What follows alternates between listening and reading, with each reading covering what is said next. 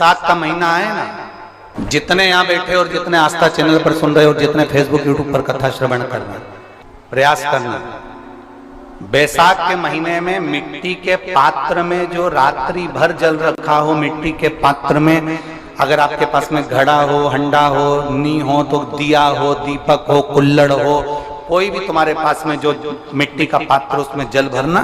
वो जल बैसाख के महीने की किसी भी सोमवार के दिन या किसी प्रदोष के दिन या बैसाख महीने के शिवरात्रि के दिन वो मिट्टी के पात्र का जल अपने घर के प्रत्येक व्यक्ति का स्पर्श कराकर उस मिट्टी के पात्र के जल को तांबे के पात्र में डाल लीजिए और घर के प्रत्येक व्यक्ति का स्पर्श करा लीजिए और शंकर भगवान पर कुंडकेश्वर महादेव के नाम से समर्पित करिए। कभी जीवन में पीछे पलट कर देखने की जरूरत नहीं पड़ेगी। आप जाकर जल चढ़ाएंगे। आप भी बना लो एक नियम कि बैसाख महीने की शिवरात्रि मुझे भी शंकर भगवान को अपने दिल की बात कहते हुए, अपने मन की बात कहते हुए, रोग मुक्ति के लिए, कार्य सिद्धि के लिए, धन वैभव संपदा के लिए, समृद्धि के लिए मुझे भी जल चढ़ा, मैं भी जल समर्पित। एक लोटा पानी शिव जी को, उसमें बेलपत्र डालने के बाद हेड लें, उस जल को या कोई मिट्टी का सकोरा हो, बर्तन हो, घड़ा हो, कलश हो, उसमें भरा हुआ रखा हो, वो तांबे के पात्र में डाल लो, उसको ले जाकर चढ़ा दो। और एक और चीज का ध्यान रखना,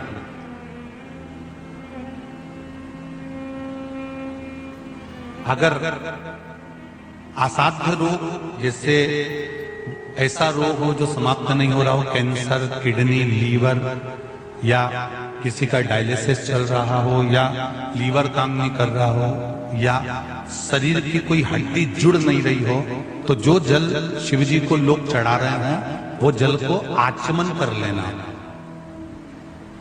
और आचमन शंकर भगवान की छोटी बेटी अशोक सुंदरी के नाम से करना, उसका आचमन केवल अशोक सुंदरी के नाम से। और शंकर भगवान की सबसे छोटी लड़की अशोक सुंदरी नंदनवन में पैदा हुई, जन्म ली, नंदनवन में जन्म लिया। नंदनवन मतलब काशी। घर के छोटे बच्चों को भी बोलो, बड़ों को भी बोलो, बुजुर्गों को भी बोलो, चलो एक लोटा पानी चढ़ा के आते हैं, चलो। अगर कैंसर का रोग है या किडनी या लीवर या बुखार, पेट से जुड़ा हुआ, सिर से जुड़ा हुआ, कंधे से जुड़ा हुआ या घुटने से जुड़ा हुआ, या रीढ़ की हड्डी में कहीं पानी भरा गया हो, या कमर झुक रही हो, कोई भी रोग उधर से लेकर शरीर के अंदर नहीं भागता है और वो बेकार हो रहा है। तो बैसाख का महीना चल रहा है राकेश देवी जी, बैसाख का महीना चल रहा है। बैसाख के महीने की शिवरात्रि के दिन, बैसाख के महीने की जो शिवरात्रि आई है, हर महीने शिवरात्रि आती है, तो बैसाख की जो शिवरात्रि है, इस शिवरात्रि के दिन सुबह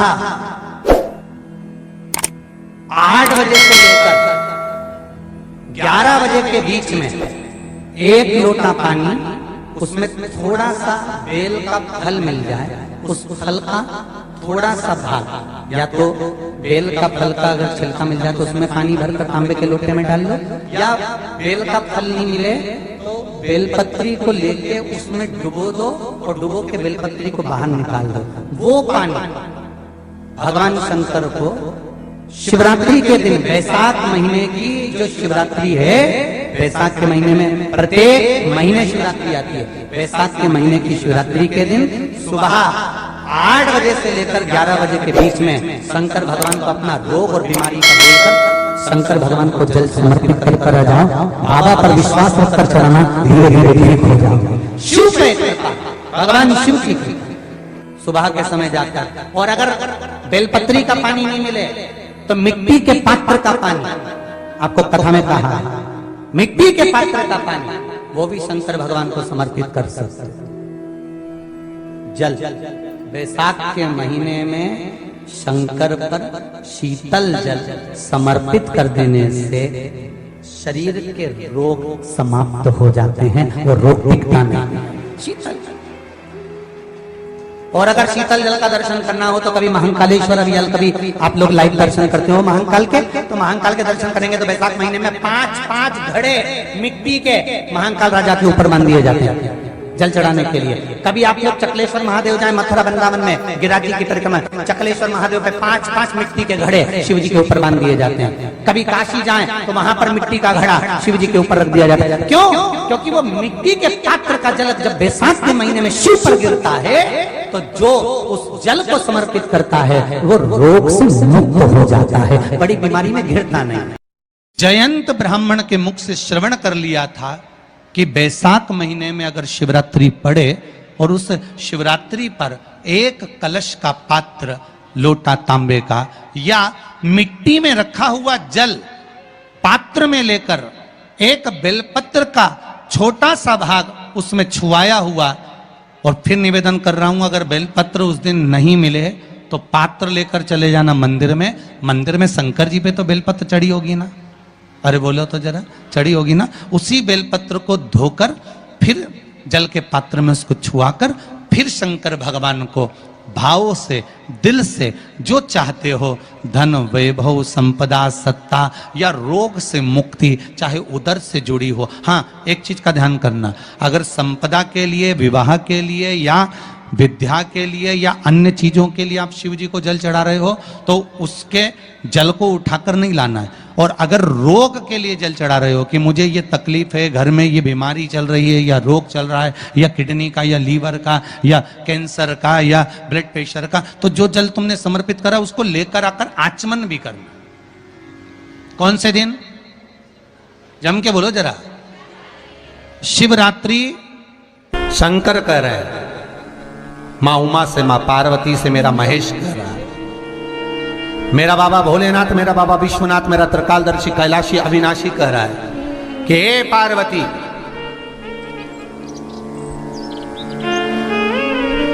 एक बीला, एक बेल जो मुझे समर्पित करता है और समर्पित करने के बाद उस बेल की महत्वता देखिए, जो बैसाख महीने में बाबा शंकर को जो चढ़ाया जाता है और 1000 अश्वमेध यज्ञ का पुण्य फल हम प्राप्त कर लेते मात्र एक फल चढ़ाकर, मात्र एक फल चढ़ाकर। हे पार्वती, संसार का मनुष्य जब मुझे वो बेलपत्र समर्पित कर, वो बेल का फल समर्पित करता है, पार्वती वो फल जो मुझे चढ़ता है, फिर मैं भले नर्मदा के जल से निकला हुआ कंकर शंकर क्यों ना हूं, फिर चाहे मैं गंगा के जल से निकला हुआ कंकर शंकर क्यों ना हूं, चाहे फिर मैं यमुना के जल से निकला हुआ कंकर शंकर क्यों ना हूं, चाहे मैं सरयू के जल से निकला हुआ कंकर शंकर क्यों ना हूं, चाहे मंदाकिनी के जल से निकला हुआ कंकर शंकर क्यों ना हूं, ए पार्वती, फिर जो भी शिवलिंग पर वो बेल समर्पित होता है वो बेल उठाकर जीव अपने कार्य में ले सकता है। ये माँ उमा से कह रहा है। तो उस बेल की महत्वता जानेंगे। अब अपन उस बेल को जानने के लिए वापिस स्कंद पुराण में चले तो स्कंद पुराण में लिखा हुआ है कि जो बेल बैसाख के महीने में शंकर को चढ़ाया जाता है वो बेल का फल उठाकर रख लिया जाता है। बैसाख के महीने में उस चढ़े हुए, बाकी के आपको बेल का फल खाना हो तो बात दूसरी, पर चढ़ा हुआ जो बेल का फल है वो पूरा बैसाख नहीं खाना। बैसाख के बाद में अगला जो महीना आए उस महीने के अंदर उस फल के अंदर का गुर्दा निकालकर उसको सुखा लीजिए और सुखाकर जिस व्यक्ति को पथरी की बीमारी हो और जिस व्यक्ति को पेट में बहुत भोजन पचता ही नहीं है, पूरा शरीर पाचन क्रिया बेकार हो गई, उस व्यक्ति को केवल 7 दिन तक शंकर पर चढ़ा हुआ वो बेलपत्र प्रदान कर दीजिए, पथरी भी बाहर और पाचन क्रिया भी ठीक, जिंदगी भर तकलीफ नहीं। उस बैसाख में उस फल की इतनी महत्वता बाबा भोलेनाथ स्कंद पुराण, लिंग पुराण, नर्मदा पुराण, पद्म पुराण के अंतर्गत, शिव महापुराण के अंतर्गत वर्णन कर, उसकी महत्वता है। वो बेल का फल साधारण नहीं हो सकता। अब मंदार का जो पुष्प होता है, आंकड़े का जो फूल होता है, एक सफेद कलर का भी होता है और एक गुलाबी कलर का भी होता है। देखा है आप लोगों ने? बोलो, जम के बोलो, देखा है ना? गुलाबी कलर का जो पुष्प होता है वो आप मंदार का, आंकड़े का जो गुलाबी कलर का पुष्प होता है आप टीवी पे देख रहे होंगे, एक सफेद देख रहे होंगे, एक मंदार का गुलाबी फूल, नीला कलर का फूल देख रहे होंगे। जो नीला कलर का जो पुष्प होता है, गुलाबी कलर का जो आंकड़े का फूल होता है, प्रयास करना। जब किसी विषम परिस्थिति में फंस गए, विषम परिस्थिति, जब आपको लग रहा है कि मुझे बहुत भय लग रहा है, कुछ बुरा होने वाला, आपको लग रहा है आज मेरी उल्टी आंख बहुत फड़क रही है, कुछ गड़बड़ होने वाला है, आपको लग रहा है मेरी सीधी आंख फड़क रही, कुछ गड़बड़ होने वाला है, तब केवल वो नीला जो गुलाबी पुष्प है मंदार का, उसको कहीं से लाकर शिवालय में अशोक सुंदरी वाली जगह पर स्पर्श कर कर शिवलिंग पर आप चढ़ा दीजिए। आपकी विषम परिस्थिति कैसी भी होगी वो रास्ता बनाकर बाहर निकल जाएगी, आपको फंसना नहीं, परेशान नहीं। मंदार आंकड़ा, सफेद आंकड़े का पुष्प भी भगवान शिव को समर्पित होकर, जैसे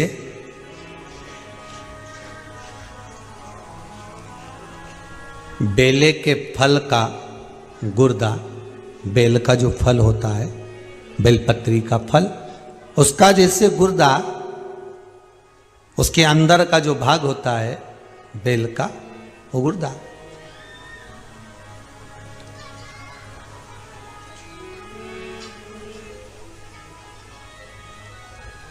उसको अग्नि में जलाकर उसकी भस्म तैयार कर कर छान कर जब जब आपके यहां विद्वान ब्राह्मण शिव जी का अभिषेक कराते हैं, पूजन कराते हैं, तो उसमें लिखते हैं पूजन के साहित्य में बेलपत्री, धतूरा, दुर्वा, ये उसमें नीचे लिखेंगे भस्म। लिखते कि नहीं लिखते? लिखते हैं ना, भस्म अभिषेक में चाहिए रहती है। तब उस भस्म का थोड़ा सा भी भाग आप अगर शिव को समर्पित कर रहे हो तो ये जान लें कि शंकर मनवांछित फल प्रदान कर रहे हैं, शिव फल प्रदान कर रहे हैं।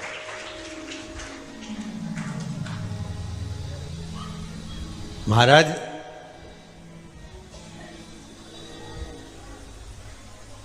बेलपत्री के वृक्ष के नीचे बैठकर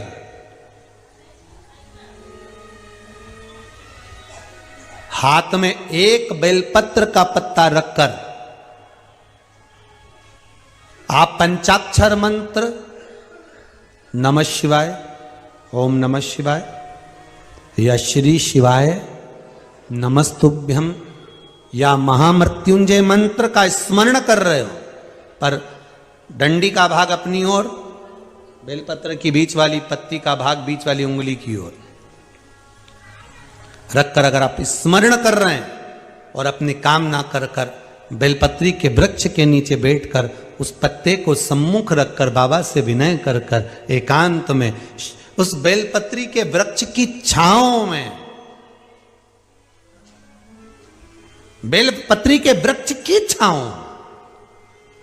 आप कामना कर कर उस पत्ते को शंकर भगवान के ऊपर समर्पित कर रहे हैं, तो ये जान कर रखें कि पार्वती और शिव का मिलन करवा रहे हैं और अपनी मनवांछित फल कामना पूर्ण करवा रहे हैं। क्योंकि शिव और पार्वती का जब मिलन होता है, शंकर पार्वती जब एक दूसरे के सम्मुख में होते हैं, शिव और पार्वती जब एक दूसरे के सामने अपने बच्चों के कारण एक दूसरे के सम्मुख में आते हैं, तो उनके चेहरे पर प्रसन्नता का भाव आ जाता।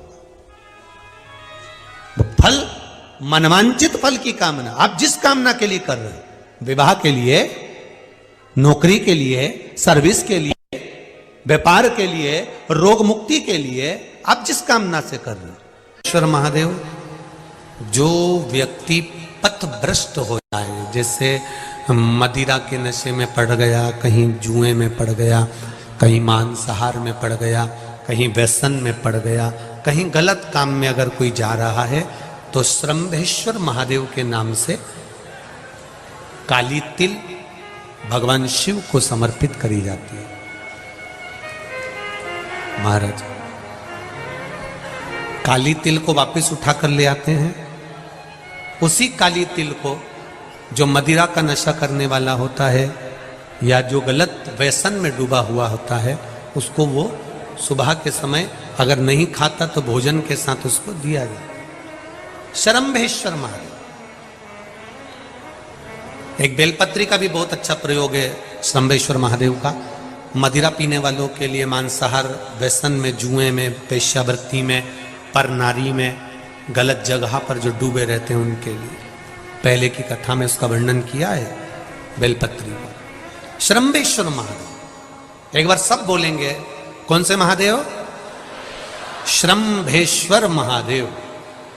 फिर जम के बोल लो एक बार, श्रम्भेश्वर महादेव। जब हमारे घर में क्रोध बढ़ता है या कोई गलत कार्य में जाने लगता है तो श्रम्भेश्वर महादेव का हमें शरणागति लेना चाहिए, श्रम्भेश्वर महादेव का पूजन करना चालू कर देना चाहिए। कई लोग कहते हैं महाराज जी ये श्रम्भेश्वर महादेव का मंदिर कहाँ मिलेगा, हम कहाँ पूजन करने जाए? कहीं नहीं जाना, तुम्हारे घर के पास में जो शंकर जी का मंदिर है वहीं जाओ, उसी देवालय में, उसी मंदिर में जाओ, श्रम्भेश्वर महादेव के नाम से जल चढ़ाना प्रारंभ करेंगे। वो जल जो गलत संगत में पड़ा हुआ है उसका आचमन कराना प्रारंभ करेंगे, अपने आप उसकी धीरे धीरे बुद्धि सुधरना प्रारंभ हो जाएगी। ऐसा श्रम्भेश्वर महादेव का है। साथ की शिवरात्रि आ रही है, छोड़ना मती।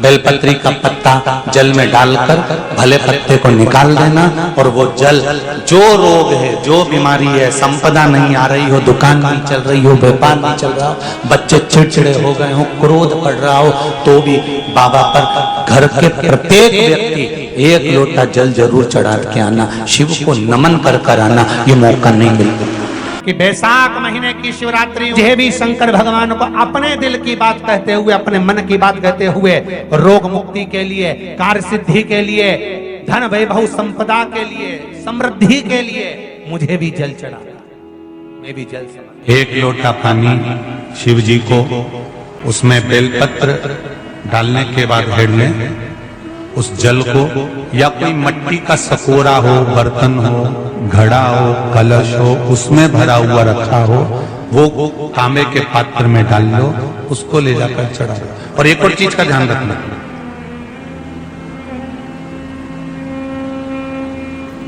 अगर असाध्य रोग, जैसे ऐसा रोग हो जो समाप्त नहीं हो रहा हो, कैंसर, किडनी, लीवर, या किसी का डायलिसिस चल रहा हो, या लीवर काम नहीं कर रहा हो, या शरीर की कोई हड्डी जुड़ नहीं रही हो, तो जो जल शिव जी को लोग चढ़ा रहे हैं वो जल को आचमन कर लेना।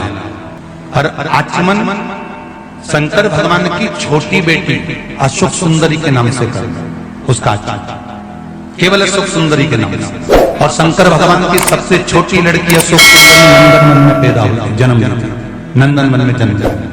नंदनवन मतलब काशी। घर के छोटे बच्चों को भी बोलो, बड़ों को भी बोलो, बुजुर्गों को भी बोलो, चलो एक लोटा पानी चढ़ा के आते हैं, चलो। अगर कैंसर का रोग है, या किडनी, या लीवर, या बुखार, पेट से जुड़ा हुआ, सिर से जुड़ा हुआ, कंधे से जुड़ा हुआ, या घुटने से जुड़ा हुआ, या रीढ़ की हड्डी में कहीं पानी भरा गया हो, या कमर झुक रही हो, कोई भी रोग उधर से लेकर शरीर के अंदर नहीं भागता है और वो बेकार हो रहा है। तो बैसाख का महीना चल रहा है राकेश देवी जी, बैसाख का महीना चल रहा है। बैसाख के महीने की शिवरात्रि के दिन, बैसाख के महीने की जो शिवरात्रि आएगी, हर महीने शिवरात्रि आती है, तो बैसाख की जो शिवरात्रि है, इस शिवरात्रि के दिन सुबह 8 बजे से लेकर 11 बजे के बीच में एक लोटा पानी, उसमें थोड़ा सा बेल का फल मिल जाए, उस फल का थोड़ा सा भाग, या तो बेल का फल का अगर छिलका मिल जाए तो उसमें पानी भरकर तांबे के लोटे में डाल लो, या बेल का फल नहीं मिले तो बेलपत्री को लेके उसमें डुबो दो और डुबो के बेलपत्री को बाहर निकाल दो। वो पानी भगवान शंकर को शिवरात्रि के दिन, बैसाख महीने की जो शिवरात्रि है, बैसाख के महीने में प्रत्येक महीने शिवरात्रि आती है, बैसाख के महीने की शिवरात्रि के दिन सुबह 8 बजे से लेकर 11 बजे के बीच में शंकर भगवान को अपना रोग और बीमारी, शंकर भगवान को जल समर्पित कर रहा, बाबा पर विश्वास रखकर चढ़ाना, धीरे धीरे ठीक हो जाएगा। शिव से भगवान शिव की सुबह के समय जाकर, और अगर बेलपत्री का पानी नहीं मिले तो मिट्टी के पात्र का पानी, आपको कथा में कहा मिट्टी के पात्र का पानी वो भी शंकर भगवान को समर्पित कर सकते। जल बैसाख के महीने में शंकर पर शीतल जल समर्पित कर देने से शरीर के रोग समाप्त हो जाते हैं, वो रोग टिकता नहीं। शीतल, और अगर शीतल जल का दर्शन करना हो तो कभी महाकालेश्वर अभियान, कभी आप लोग लाइव दर्शन करते हो महाकाल के, तो महाकाल के दर्शन करेंगे तो बैसाख महीने में 5-5 घड़े मिट्टी के महाकाल राजा के ऊपर मान दिए जाते हैं जल चढ़ाने के लिए। कभी आप लोग चकलेश्वर महादेव जाए मथुरा वृंदावन में गिरिराज जी की परिक्रमा, चकलेश्वर महादेव पे 5-5 मिट्टी के घड़े शिव जी के ऊपर बांध दिए जाते हैं। कभी काशी जाएं तो वहां पर मिट्टी का घड़ा शिव जी के ऊपर रख दिया जाता है। क्यों? क्योंकि वो मिट्टी के पात्र का जल जब बैसाख के महीने में शिव पर गिरता है तो जो उस जल को समर्पित करता है वो रोग से मुक्त हो जाता है, बड़ी बीमारी में घिरता नहीं। बैसाख के महीने में सत्तू जरूर खाओ, और सत्तू चाइना से नहीं आएगा, इंडिया में बनेगा। शिव महापुराण की कथा कहती है कि शंकर भगवान के शिवलिंग से लेकर जलाधारी में कुछ स्थान ऐसे हैं वहां पर हमारा मात्र स्पर्श कर अपने दिल की बात कह देने पर भी कार्य सफल हो जाता है। तुम जल चढ़ाओ मत चढ़ाओ, तुम बेलपत्र चढ़ाओ मत चढ़ाओ, तुम धतूरा चढ़ाओ मत चढ़ाओ, पर दिल से अगर तुमने कहा तो उसका फल मिलेगा। सत्तू 12 महीने खाओ मत खाओ। कौन सा महीना? बैसाख के महीने में सत्तू जरूर खाओ, और सत्तू चाइना से नहीं आएगा, इंडिया में बनेगा और बना भारत में ही। मरने का 47वां दिन, जब मरेंगे तब गरुड़ पुराण बचेगी, पहले ही सुन लो। और जिसके पास में गरुड़ पुराण नहीं हो तो पंडित जी से मंगवाकर फिर पढ़ के देख लेना। मरने के 47वें दिन 47 डेज, 47वें दिन किस चीज का दान तुम्हारे सामने आता है? मरने के 47वें दिन। 10 दिन तक तो जीवात्मा घर की अटारी फिरती, मरने के बाद 12वें के दिन चली जाती है। उसके बाद में जब 47वां दिन आता है तो 47वें दिन जीवात्मा को क्या दान करा जाता है? व्यक्ति ने क्या पुण्य करा होता है कि उसको नरक नहीं भोगना पड़ता, बेतरणी नहीं भोगना पड़ती, और सीधे बेतरणी से पार उतर जाता है। वो किस चीज का दान है? तो कहा शिव महापुराण में, गरुड़ पुराण में, कि वो सत्तू का दान है जो बैसाख महीने में करा जाता है। सत्तू का दान 3 चीजों से मिलकर बनता है। जौ, बोलते जाओ जल्दी, गेहूं, चना, ये 3 चीज से मिलकर बनता है। इसमें जो बारीक बारीक कण होते हैं, जितने जितने 3 चीज के मिले हुए बारीक बारीक कण होते हैं, ये जब दान किया जाता है सत्तू का, तब ये बेतरणी करने के लिए 47वें दिन इस जीवात्मा ने अगर सत्तू का दान करा होता है या सत्तू का सेवन बैसाख के महीने में करा होता है तो उसको बेतरणी नहीं भोगना पड़ती, डायरेक्ट सीधे रतलाम उज्जैन से डायरेक्ट। मैंने भी तो ये पूछा किस किस क्या बनता है, मैं अभी थोड़ी ना कि अभी बन गया। बैसाख में बनता तो होगा।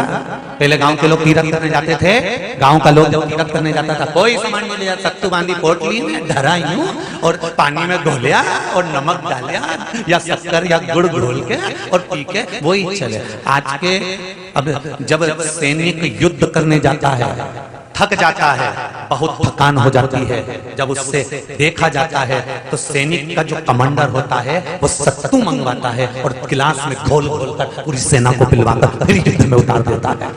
फिर युद्ध में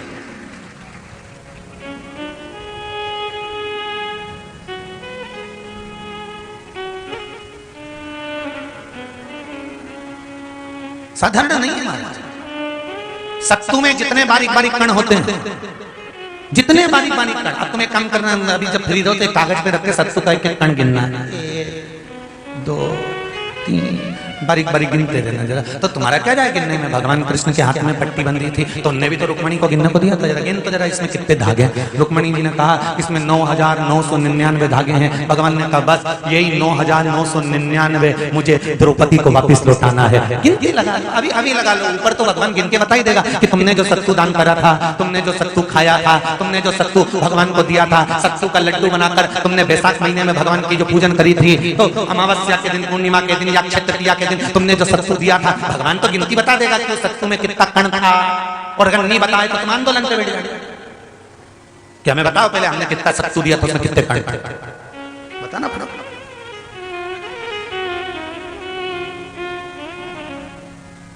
एक शिव की आराधना में चांगुना ने एक लोटा जल भरा, उसमें थोड़ा सा चंदन डालकर बेलपत्री के वृक्ष के नीचे ले जाकर डाल देती, थोड़ा सा जल बचाकर शिव जी को डाल देती। शंकर भगवान ने एक दिन चांगुना के सामने मन में विचार प्रकट करा और पार्वती जी से कहा, पार्वती एक बात समझ में नहीं आती, आधा जल ये बेलपत्री को देती है, आधा जल मुझे देती है। जब आधा जल मुझे देती है तो मुझे बड़ा गुस्सा आता है, क्योंकि बच्चे और बूढ़े ये दोनों एक समान है। बच्चों को थोड़ा सा भी उसकी सामग्री में से, उसकी चॉइस की चीज में से तोड़ के अगर दूसरे को दे दिया तो बच्चा यूं फेंकेगा, वो जाके और मुंह फुला के बैठ जाएगा, नी खाऊं नी खाऊं। मां समझाए थारे भाई है रे, होगा नीचे मत ऐसा भाई जो मेरा ही हिस्सा खा जाएगा, नीचे मुझे तो पूरा ही। फिर मां अंदर जाएगी, फ्रिज में से वापिस पूरा की पूरा आम निकाल के लाएगी और आम देगी, ये पूरा है, चक्कू से कटा नहीं देख, छोरा भी इतना है वाला, पूरा घुमा घुमा के देखेगा।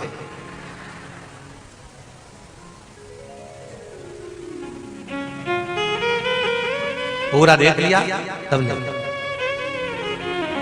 बच्चा ऐसे ही बुजुर्ग व्यक्ति होता है, बूढ़ा, पति को भोजन दिया तो उसमें चटनी रख दी, जीरा मन रख दिया, पापड़ सेक के रख दिया, और बुढ़ा व्यक्ति जब भोजन करा तो उसमें कहीं नहीं, तो बूढ़े की निगाह में तो ही जाता है कि बताओ अपनी तो वैल्यू घस गई। तो बच्चे के मन में और बुजुर्ग के मन में आ जाता है, बच्चा और बूढ़ा एक साथ। भगवान ने कहा ये आधा जल कहां ढोल के आती है? पार्वती जी ने कहा उसके संतान नहीं है, इसलिए वो बेलपत्री की भी आराधना करती है और आपकी भी आराधना करती है। ठीक है,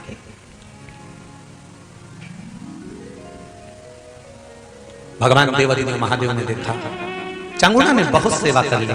आज भगवान सुंदर एक संत का रूप धरकर चांगुना के दरवाजे पर पहुंच गए, अलग जगह। चांगुना दौड़ कर आई, बाबा जी आइए,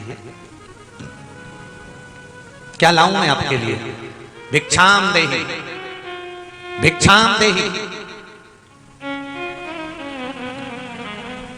बाबा ने सब दूर से भिक्षा ली और चांगुना जैसी परात भरकर रानी चांगुना देवी खूब सारा सामान लेकर आई, तो बाबा ने मना कर दिया, मैं आपके हाथ की भिक्षा नहीं ले सकता, मुझे नहीं लेना। क्यों? कहा आपकी संतान नहीं है, आपकी औलाद नहीं है, संतान नहीं है, और अगर आपकी संतान नहीं है तो आपके हाथ की भिक्षा लूंगा तो मैं भिक्षा लेकर जाऊंगा कहां? मुझे आपके हाथ की भिक्षा नहीं चाहिए। इतने में चांगुना ने उस संत के चरण पकड़े और संत के चरण पकड़कर चांगुना कहने लगी, देखिए बाबा जी, जन्म मरण और परण ये तो तीन देवादिदेव महादेव के हाथ में है, संतान देना और ना देना ये शिव जी के हाथ में है, शंकर के हाथ में।